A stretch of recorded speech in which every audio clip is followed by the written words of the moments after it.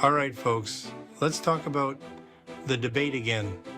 The big question that keeps popping up is, who won? It's like we're hardwired to find a winner and a loser in every situation, right?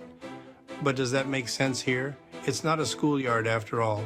This isn't "my dad could beat up your dad" anymore. Now, J.D. Vance stood his ground on foreign policy, especially with Israel. He said the U.S. should support its allies, but let them decide their defense strategies. That's smart in some ways.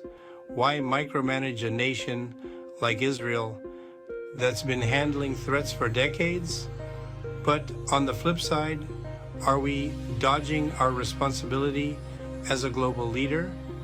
What happens when our role is reduced to just watching from the sidelines? Vance's economic points focus on cutting government regulation, which is always a crowd pleaser, especially in conservative circles.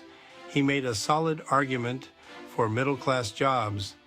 But here's a question: was that enough? What about pressing domestic issues like healthcare? Sure, cutting red tape sounds good, but what about making healthcare more affordable?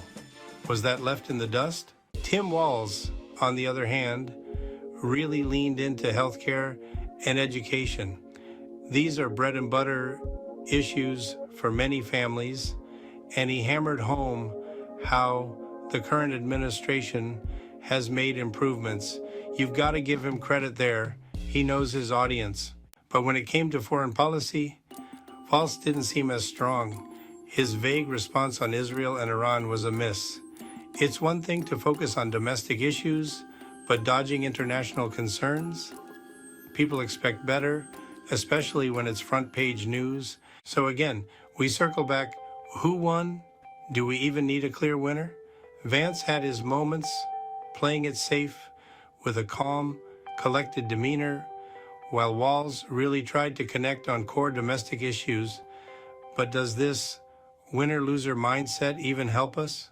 Maybe it's not about someone beating the other, but asking whether either of them really gave us the solutions we need.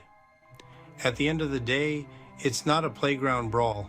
Voters need substance, not just talking points.